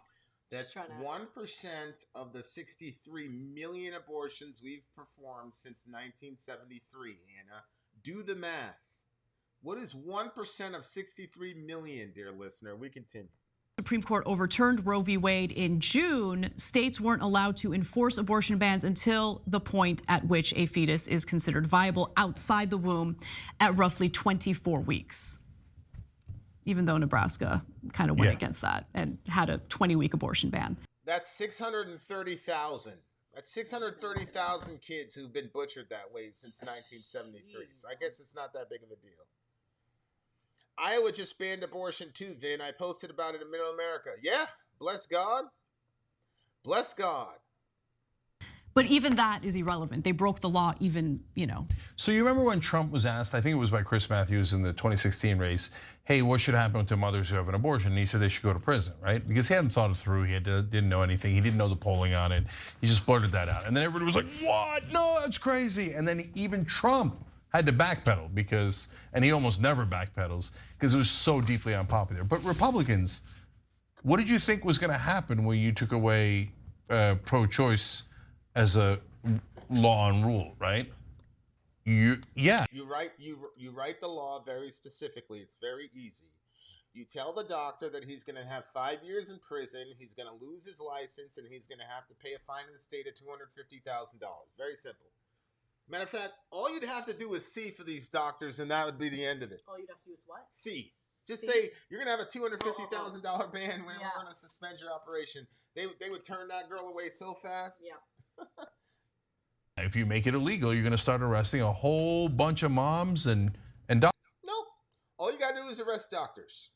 Because a doctor is the only one I know in that situation that is not a victim of social pressure or brainwashing. Very simple. Doctors. So this is not one of those cases because it's 29 weeks, but soon there'll be tons and tons of cases where, red states start imprisoning doctors at a significant rate, right? How many doctors and women have been imprisoned in Texas in the last 9 months? That's right, 0. I was gonna say none that I know of. 0. See, this is what happens. Shout out to the homie. I was gonna put this at the beginning of the video, but I'm not going to, because I want people. Trust me, I'm not here to spike the football. But all these doomsday predictions, all the hangers are gonna come back. Girls are gonna die. They're gonna throw themselves down the stairs. Blah blah blah blah blah blah blah. Okay, well, Texas just released their numbers, so we're gonna be able to look at that for a little bit. We continue. Otherwise, of course, you can't get an abortion in those places. Nobody does them, and it's brutal. No doctors are going to get arrested because look, what they have accomplished is the chilling effect they were looking for. Doctors are terrified to provide abortion services, even in cases where they know the service would be legal. And so what they're going to have to do next is women are going to get desperate because doctors are terrified. They can no longer kill children. Isn't that crazy? And then go and reserve a spot at the restaurant for their wife to have a nice anniversary dinner. Now they have to actually think about the ramifications of killing a defenseless child. SubhanAllah. Where are we in America where you have to worry about that, especially as a doctor who took a Hippocratic oath to always to harm none? Don't all have the money to fly to Paris to get the operation, right? So they're gonna. He still can't say it. Now it's an operation. You know what Putin called the invasion and massacre of those poor people in Ukraine? He called it a special forces operation. Shout out to Vladimir Putin. We continue. Start doing it on their own. They're going to ask their mom, and if it's in the first 2 trimesters where it should be perfectly legal, and they should get good medical procedure to do that with the help of a doctor, but instead they'll do it on their own. And then they'll start having to arrest the moms and the dads and the. Okay, so this is the funny thing. At the beginning, Anna made sure to say the Dobbs decision has nothing to do with this specific situation. Now here comes Cenk saying, well, it has nothing to do with it, but it will create situations like this. Well, Cenk, Texas has effectively banned abortion for a year. So has Louisiana. So I'm sure you're going to have information that shows us this happening in droves in Texas. The morgues are going to be full of women with botched hanger abortions, and the prisons are going to be filled with good-natured Gandhi-like doctors. So, okay, we'll see. Is that what's going on in Texas? We continue. And the woman involved, right? And you want to say mom? Oh my gosh!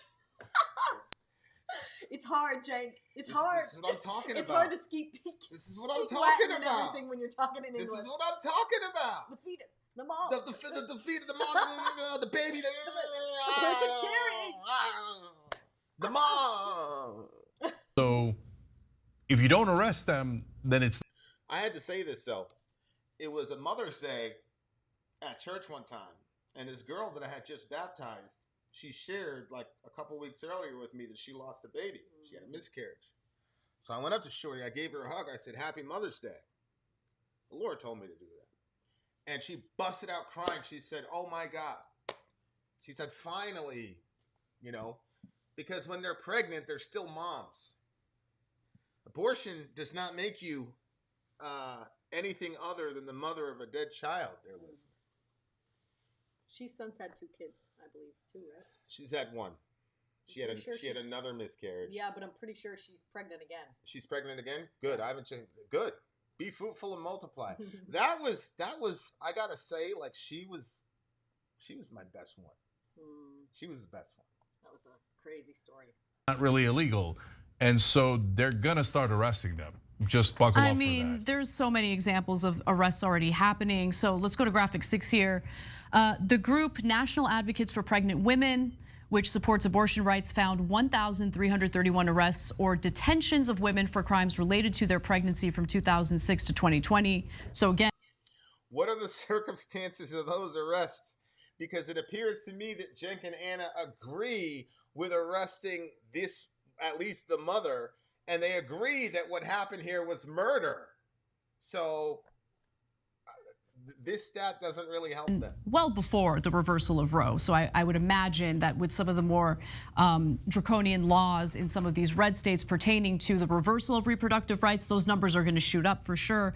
Over the last 2 decades, at least 61 investigations have been initiated against pregnant women or individuals who aided them in self-managed abortions, defined as abortions that occur outside a clinical setting, including those that use pills, herbs, physical force, or other means, according to an abortion rights group that studied the cases. So in 20 years, yeah, they had 61 cases. 61 cases. We still don't want that to happen, but 61 in 20 years? It's just becoming more obvious. 3, not arrests, No, investigations. 3 investigations a year. 3 investigations a year. You want to know how many babies were aborted? Most of them were based on statutes. You want to know how many babies? Not related to abortion. Yeah. These people. Let's see. Over 2 decades. Let's see. Yeah. It's 3,000 times 365. Okay. That's 1,095,000, and then you multiply that by 20.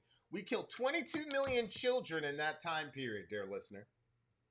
So there are 3 investigations a year versus 22 million children dead. We continue. Jeez. We can't even deal with those numbers. No, we can't. See, that's a problem. Like that's the other part of this is like the scale is so large. I was thinking of that. We can't even deal with it. Remember we made that chain of 3,000, so then we could see like what it looks like to have that many abortions, to give some people a visual of how many abortions we've been doing. This is insane. Yeah. It was 3,000 a day? Yeah, 3,000 a day. So insane. Most of them were based on statutes not related to abortion. See? And look, guys, it's really important to protect reproductive rights. So women are getting the care that they need. Look how she keeps looking away. See how she keeps looking away? She don't believe in this shit anymore. Have been initiated against pregnant women or individuals who aided them in self-managed abortions, defined as abortions that occur outside a clinical setting, including those that use pills, herbs, physical force, or other means, according to an abortion rights group that studied the cases. Most of them were based on statutes not related to abortion. Look, guys, it's really important to protect reproductive rights. So women are getting the care that they need. No, I think it's the other argument. Because she said women. People, and then she's like women. Oh, that's right.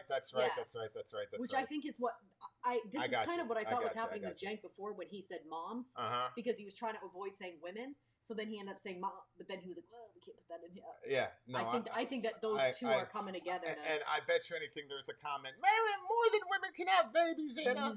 And are able to make. See, Anna, she's thinking to herself, man, I went along with this dumb shit. Now that I'm against this dumb shit, what other dumb shit was I going along with? 100%. The decisions that are right for them, from everything from contraception to abortion, okay? Before things get to 29 weeks, before you're dealing with a desperate 17-year-old with a viable 29-week fetus, that, what happened here was wrong. Let me just put it that way, and I'll end it there. Whoa! See? Has she ever said anybody was wrong like that? Certainly not on this topic. Not in this situation. Look, go back. I couldn't even cover it because she was just so. It was just too much for me to watch a woman be that dismissive about these kids. These kids were butchered in Virginia or Washington State. And, that crew, that crew is hardcore. They posted the pictures on Twitter and shit. It was horrible. I cried for days. God. Like, it was so terrible. Like, I had some guy on Facebook. He was like, he was like, cry about it. And I'm like, yeah, man, I cry about that shit a lot, my nigga. I cry a lot over that shit. And you could see Anna, she's starting to wake up to, what the hell have I been supporting? Look at that shit. Yeah, look at her face. She said, this is wrong. I have to say it. See? And I'll end it there. So women are getting the care that they need and are able to make the decisions that are right for them, from everything from contraception to abortion, okay? Before things get to 29 weeks, before you're dealing with a desperate 17-year-old with a viable 29-week fetus, that, what happened here was wrong. Let me just put it that way, and I'll end it there. It's crazy too because she called it a fetus again at 29 weeks. Anna, why was it wrong? It was wrong? Anna, why was it wrong? Right. Why? Right. You have to ask that question, and it needs to be answered. Because if you go to rhavote.org, or if you go to the other one, it says people are uncomfortable. It's a stigma. I cannot tell you how many, not sociopaths, but people influenced by sociopaths have said, just because you feel bad about it, just because you're queasy about it, doesn't mean, it's like, Yeah, I'm also queasy when I see those bodies stacked up in Auschwitz. It made me feel bad too. Yeah. I cried a lot of nights about that too. I don't have a problem with saying that shit. Mm-hmm. I mean, it's tragic what's happening to these kids and these women. Mm-hmm. Mm-hmm. Because she's starting to wake up to it now, and I don't know her background or her personal choices that she has made, but they're with dudes, like I'll do the whole 9 yards, whatever. There's a lot of times I'm like, yo, you probably shoved some girl into a clip, but I can never confront women who've made that decision. There have been times when I've been in debates where I pull so many punches because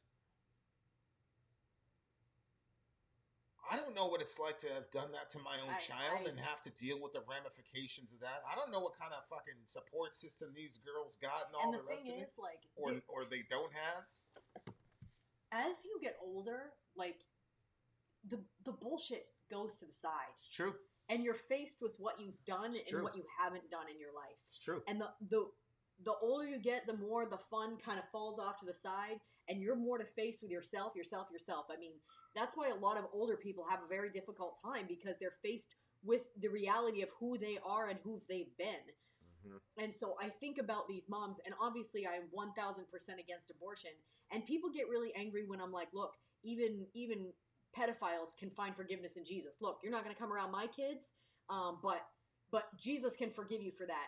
And this topic, you got that in you. You got that in you, and you're around my kids. You're gonna find out real quick about Jesus. Yeah, I mean, like, I'll send you to him. Yeah, there's no, like, for real, I'll send you to him. There's no space for that around us, obviously, or around anybody else's kids, and I don't think they should ever be around kids. But I'm saying, I even for that case, which everybody feels is like, that's like the unpardonable, nobody should ever get anything, whatever, like, I say it for them. So even more like these moms in these situations, like, you're going to have to face yourself for the rest of your life. And there is forgiveness and there is grace in Jesus, because it's the only thing. It's the only thing I have for you. Is Jesus. It's the only thing I have for you. Because see, we've been in those situations where people had to deal with the ramifications. One of these dudes, he was 16, she was 16. They were walked in by the guidance counselor and the mother. He was acting all tough, doing the white gangster shit. Blah, blah, blah, blah, blah. I think he's doing up a couple gang signs and shit. He was out there being all tough. He dropped her off, and then he came out and was smoking. Yeah, he went out there while they went. So then I went out and we found him later on after the deed was done. He was just sitting there crying. It was like another person. It was like a totally different person. He had his head in his hands. He had named the kid. He named the kid. All types of shit. It was like a family name and all that. But you didn't know that before. I said, why did you do that? And it's because everybody around them, all their authority figures told them that they had to do this. And they left that kid by himself, and he left his girl up there by herself to deal with the ramifications of that shit. And, obviously, I was not able to get to him before they made that decision, obviously. But, there was nothing besides, we did everything that we could. You can't drag somebody out of there. I guess you could. Gave him the scriptures, told him he could be forgiven, and prayed with him, and walked away. What a horrible situation. That was probably one of the worst days of my life. But then when he came up to me and he tapped me on the shoulder, and I turned around because I thought he was, and he's got this big, running up to you. He's got this big. Oh, he got this big knife, and he pulls it out, and I'm like, oh, this is gonna be like an army knife or something. Yeah, this is why I'm glad, like, about my pacifism shit, because I was on go with that shit. Yeah. And he handed it to me. He says, I made a bad decision today, and I'm done making bad decisions today. And he gave me the knife. The kid was like suicidal. He's about to hurt himself over this shit. This is what I hate. He picked his shirt up to take the knife out, and he just his little skinny teenage frame. I said, my God, how is it that a child just made this decision? I just wanted to hug the rest of his life, like the rest of her life. I just wanted to hug the kid. It was so bad. That's the thing I hate about that entire fucking organization, is they will show all this love and concern to get the kid in, and once that check is signed, man, they send that kid out there. We saw over and over and over. These girls would leave the clinic by themselves. On the way in, when we were giving them options, we'll help you, we'll buy you diapers, we'll get you whatever you need, just talk to us, like we're here to help you, we'll adopt your child, everything. We were just trying to help these girls. And all that, they're in your way, they're calling the cops on you, they're trying to silence you, they're doing all these things, but then these girls come out after they aborted their child, and you could tell that there was like... We're the only ones there. They were changed, like something, they didn't come out with the same as they went in. Although I will say a lot of times when those women went in there, they didn't look exuberant. They looked somber. It's a horrible decision to make. It's a horrible decision to make, and it's a decision that should not be on the fucking table. Right. It's just so unfair. It's so unfair. A 16-year-old can decide to get an abortion, but she can't have alcohol. It's unbelievable. Huh? She can't. Unbelievable. What? They can't get a tattoo. No tattoos, but here's the RHA in New York wants them to be able to get a 9-month abortion without their parents even knowing. SubhanAllah. You can't. Yeah, that 1,300 number is immensely higher soon. So when they start arresting the moms and their family members. So she goes, "This is wrong. What happened?" And Jen starts talking about the people being arrested. That's what's wrong. I Look at News made a very good point. They killed 22 million potential trans people. Correct. That's one of my thought experiments. Like, would you support if there was some way to find out in the amnio that your kid was going to be trans and gay? Would you support those kinds of targeted abortions? Would you support that? I'd like to know. For abortions that happen in the first 2 trimesters, we have to fight back. I mean, and so one of the great ways to fight back is vote out all the Republicans who keep passing these laws. And so that's just stone cold reality. In Republican legislators in these red states are voting against what their voters want, not just their Democratic voters. No, the whole state. I don't really, yeah. Sorry to cut you off. Yeah, we were trying to do a serious video. This just turned into a comedy show. I'm actually not sorry. I cut you off, actually. Okay. Here's the Hill.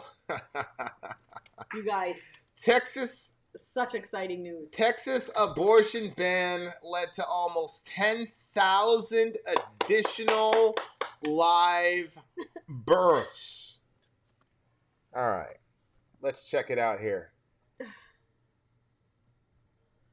10,000. Listen, I had a debate with a guy on this channel.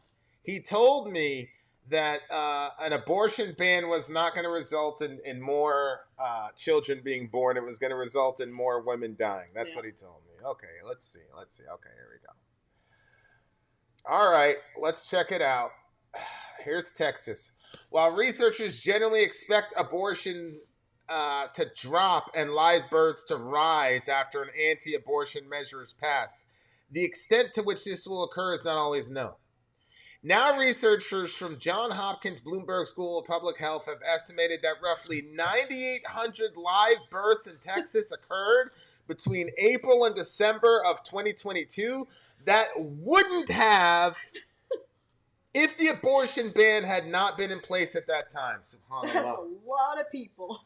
9,800 kids. So all of you progressive, pro-life, pro-black, you guys can celebrate with us because obviously life is beautiful and you're happy that we've got 10,000 image bearers of God that would otherwise have been reduced to medical waste. Through statistical modeling and looking back at previous live birth data from all 50 states and the District of Columbia, researchers found that there would have been 287,289 live births in Texas in that time period if the 2021 ban had not been enacted. In reality, 297,088 were observed in the same time period. The study's findings highlight how abortion bans have real implications for birthing people. Sorry, Anna. Ridiculous. SubhanAllah. It's the most ridiculous thing on the planet. Birthing people. It's one of the most. I mean, it's funny to me because I'm a dude. I don't know how it feels. Yes. I'm not Anna. I'm not you. Birthing people. Look. If you're a Christian, I was having a debate about post-millennialism with Ian. No, with Hunter. And there's a lot of doom and gloom in some biblical interpretations of Paul says in the last days people are going to be lovers of themselves rather than lovers of God, all this and that. And they never read the very next line. It says they will not get very far, and their folly will be made known to all. A different translation. Okay, that means folly means stupidity on purpose. Dear listener, if you are a part of the LGBTQIA plus community, I got nothing but love for you. But only women can carry children, and only men can generate children. Okay? All right. Here we go. Among bipedal Homo sapiens. Okay. The studies finding highlight how abortion bans have real implications. I agree. For birthing people, thousands of whom may have had no choice but to continue an unwanted or unsafe pregnancy to term. Well, if you wanted to show us that it was unsafe, all you have to do is show us the precipitous spike in maternal death. That's all you got to do. How come they didn't mention that in the article? Because there isn't a precipitous jump in maternal death, dear listener. That's why. They wanted there to be. I keep telling people, listen, if a girl stubbed her toe in Texas outside of a Planned Parenthood, CNN would give a 5-part series on it. Yep. They didn't have the numbers that you guys said they were going to do. It turns out that my assumption of women was true, that they're not crazy, that they're not dumb, that they're not going to go in the back alleys and jig themselves up with a coat hanger because the women are so dumb that they think that a coat hanger is going to take out their child. I mean, good night. Well, it doesn't happen. Even when I challenge people to present us all the coat hanger deaths that have happened, it doesn't happen. Yeah, it doesn't happen. They're saying that women were going to do this on a massive scale. Anna was saying people are going to die all types of weird shit. Go ahead. I know multiple women that got pregnant through rape, and of those women, they all kept, the ones that I know, they all kept their baby, and they all say that was their saving grace. That child is like the reason, like that horrible event happened, but. And I've seen other people that, anyway, I'm just saying, even people in those situations are saying that they're glad that they have their children. Yeah. And so I'm like, all these 10,000 moms that know in their heart that if abortion was still legalized, that they would have aborted their child. Right. But instead, they went through with this and they have their baby. Like, I think that if you actually talk to them, the number would be ridiculous. How many of them that you said, okay, we'll take your baby from you, I think. Yeah. Now that they have the babies there, it's like, going to change their life. Yeah. It's going to be an adventure of a lifetime. Yeah. And they're going to say, how the hell? You're not going to be able to manage life without them. Mm-hmm. After you have them, you can't imagine. And you see them around and you hear them cry and they like Big Bird, but they don't like Elmo. Like, you're going to be like, how the hell? You know? Seneca has been eating, and he's only like 8 months. Well, I gave him some banana flavored yogurt. He hates yogurt, and I hate artificial banana flavor. So it was like the first time he's usually eating everything, but he closed his lips and leaned back in his chair. He was not about to have any of that. But yeah, they're gonna have all these moments with their kid where they're gonna see their personality and stuff, and like those moms to know, man, if that law wasn't passed, I wouldn't have my baby. Yeah, they're gonna be so grateful for that law. 100%. Well, there was an early article in Texas where it was like, this woman couldn't have an abortion. Now she's stuck with twins. I was supposed to be like, that poor woman. I said, have you heard you? Like, they have this picture of this woman with these 2 kids. Blessings! I'm like, so like, what should I do? Like, I'm not sure how to... Like, what should happen to these kids now? Like, ridiculous. It's weird. Like, newsflash, It's only the bad guy who doesn't celebrate a birth. And now she has twins. When has that statement ever been like that? Because usually whenever they're like, and they had twins. I retweeted. I said, this is before CNN made all the terminations. They finally just everybody got blitzed. They had Shorty, like, she was looking miserable too. Like, just make sure that you're, the girl's probably taking care of stuff. Okay. No. We need you. We're paying you. We're paying you to be miserable, bitch. Just stay. Yeah, that's a good one. They'll look miserable. Yeah, there you go. Yeah, I asked CNN, I tagged her, I said, what should I do with this information? What do you want done? Right. The other organization I was working for, they would never tell you this and this needs to happen. They would just say, hey, if you happen to be in the neighborhood and you see Al Qasimi, ask him some questions. See what I'm saying? I understand. So if I was confused, I'm like, the particular individual that we mentioned on the news, is he in Cyprus or is he in... Like, what do you want me to do? That's why I wanted to go to the CNN. I was like, what should I do with this information about this woman and her two kids? So if we want to help her, if I wanted to help her, like, what should happen? Nobody knows what we're talking about right now. Okay. The long story short is, if you sincerely believed that women were so crazy that they were going to jump off buildings and hack themselves to death with coat hangers and all the rest of it, and that the abortion number wasn't going to change, it was just going to go underground, you were wrong. The data is clear. 10,000 kids are alive that would have otherwise been dead in 9 months. That's... We had 1,200 maternal deaths in 2021. 1,200 in the entire country. And by the way, maternal mortality is also accounted in postpartum as well. They account it within a year because of complications post-birth. Oh, yeah.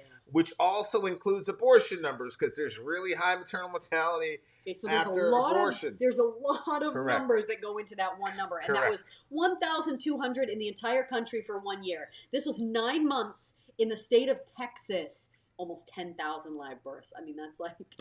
Here's Duval. This is, again, a person who I don't believe is a sociopath, but obviously is inspired by sociopaths. He says, from a purely overpopulation perspective, I'm very pro-abortion. Thank you for saying pro-abortion instead of acting like you're not against killing. Thank you for saying you're pro-murder. I sent you? Like, that's like old news, like overpopulation. It's called... There's actually a panic because we're underpopulated. Correct. And we have not been having enough babies. Correct. You're supposed to be at 1.64 so that's to get to replenishment level. We're at 1.5. Yeah. So we're not doing good. We need to actually have more. Yeah, you're wrong. Yeah, that's called a Malthusian myth that has been debunked for almost 100 years, literally. Oh, it's been debunked like 100 years. That's all right, D. But as Jordan Peterson said, if you're worried about overpopulation, you go first. Right. How come it's always people that are not like us? Right. Take a hit for the team, then. If you really believe that overpopulation is a thing, take a hit for the team, bro. I don't hide behind that soft language. I am proudly pro-abortion, period. Well, yeah, I mean, I can see that. I can see that. And I appreciate you for that, my guy. I appreciate you for that. Why are you so pro-abortion? I mean, I don't believe fetuses are humans. So you don't believe in... He doesn't believe in science. What do you think that they are? Giraffes? Well, he believes that his unbelief in science creates some sort of reality. I don't understand why people believe that their own personal beliefs Mr. Duval, hold any facts. if you're white, this is why I said this stuff is genetic. If you're a white American, Mr. Duval, your ancestors didn't believe that I was human either. So that would make a lot of sense. What would Jesus say about telling someone to kill himself? I didn't tell him to kill himself. What I said was, if he's really worried about that, and if that's a real issue to him, he should take a hit for the team. D. Duval, how did See, that that's what I said. Right. I don't believe that he believes that, is what I'm saying. I think he's full of shit, is what I'm saying. Go ahead. You said life starts when the fetus leaves the woman. That's just me, of course. It is just you. But, I mean, when you're saying what changed from when the child was in the womb till when it was out, and we started at the beginning of this entire thing. I'm going to let you reason with this guy. Go ahead. What happened in Canada when the girl strangled her baby outside of the womb because there was really no difference, and even Canada ended up ruling that it was kind of like a failed abortion because there's not really a whole lot of difference. So, and there are, what's the name of that lady that's arguing that you should be able to kill a child outside of the womb because there's really no difference there either. Yeah. So, yeah, yikes. Women or trans man, I would say. Right, birthing person. Yeah. All right. Jesus. Yeah, I mean, you can talk to this dude as long as you want to. Well, I mean, if he pops up with something else, but I don't have it. He just believes that he's like the Destiny guy. If he says, because Anna used to do this too. She'd be like, I don't think they're human. So they just believe that if they say they don't think it's human, that automatically absolves them of all their moral capability. It's a strange syllogism. What can you do? Birthing person is so stupid. We agree there. I mean, I'd rather disagree on that and agree on the abortion topic. I mean, people are dying. Children are dying. That's crazy. Budding anarchist, there's no such thing as a safe abortion when a successful abortion results in the death of a Homo sapien. There's no way to categorize that as a safe operation. Yeah. It's the only, right now, it is the only medical procedure that is not accounted as being successful unless a death has occurred. Jeez. Every other operation is looked upon as a failure if a death occurs, other than abortion. So, Duval, do you also agree that when the abortion fails and the child is born but still lives, that you should just let them die?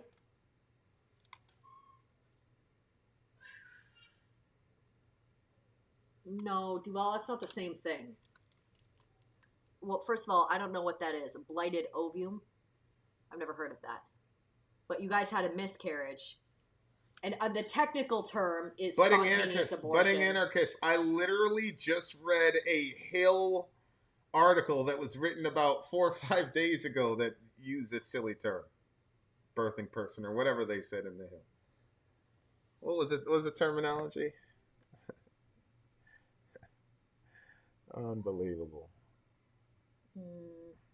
If the soul is in you, is your body alive? What? Yes, I must be missing something. The birth sac was created, but no fetus was created. The genes didn't click. Sorry to hear that. Yeah, I'm sorry too, but that's not what we're talking about in abortion. Yeah. So. But that's a difficult thing to go through. But yeah, that's not the same thing because there was no I'm sorry, but no child in that situation. Well, the real issue is there was no human intervention that resulted in the death of that child. Nobody came in and did that to the child. He's saying that there was just the birth sac was there, but there was no fetus, which was kind of what they thought it actually had happened at first when I had my miscarriage. But then they went in there and they saw there was no heartbeat. Yeah. Budding anarchist. I don't know. The Hill is a pretty popular outlet. Okay. And it used the term. I'm sorry, but the study's finding highlight how abortion bans have real implications for birthing people. Thousands of whom, yada, yada, yada, yada. Susan Bell, assistant professor at the Bloomberg School Department of Population, Family, and Reproductive Health, said in a statement. I'm sorry, that's enough. And I don't care about that particular situation. I think it's silly, and I think that whole thing is going to die out in a year or two because that group of people is just determined to destroy themselves. So Matthew, everybody that dies. We're not going to have to worry about birthing person in the lexicon in 2 or 3 years. I don't care about that butting on because it's a joke to me, to be honest with you. I'm not going to lie to you.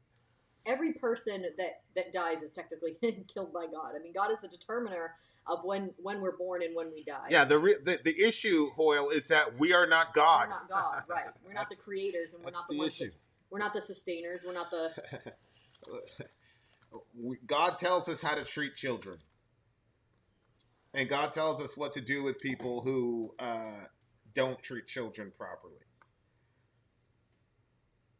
And that's another reason why I'm not a big advocate for any sort of penalty or whatever for the women. They're already dealing with their own personal hell, killing their child. Trust me. Trust me. All right, guys. The Duval guy is not really he's not gonna answer. There's no way to justify abortion, but he's not gonna. I didn't ask your question, did I? Yeah, you said that, and then you said, okay, so what's your whatever? I'm just saying, like, no, Ian, I love the commenting. I love the commenting. It's all good for the algorithm. It's very good. You did a great job. Yeah, we've got a pretty giant stream coming, but I don't really like advertising on this channel, especially when it's a topic like this. But shout out to Anna Kasparian. Just keep going, Anna. Yep. Just keep going. You've done a lot of harm. You've done a lot of harm, but all you got to do is get out there and let people know you changed your mind. And, trust me, be willing to pay the price. I hope if you're a praying person, pray for Anna Kasparian because I think God's positioned her to be in a really crazy place and she's going to need a lot of spiritual support right now. So pray for Anna Kasparian, and most importantly, shout out to Dwayne Chamberlain, original member of the Beatles. Yep. All right. Love your neighbor. Take care of each other. Middle America, we are the media. Till next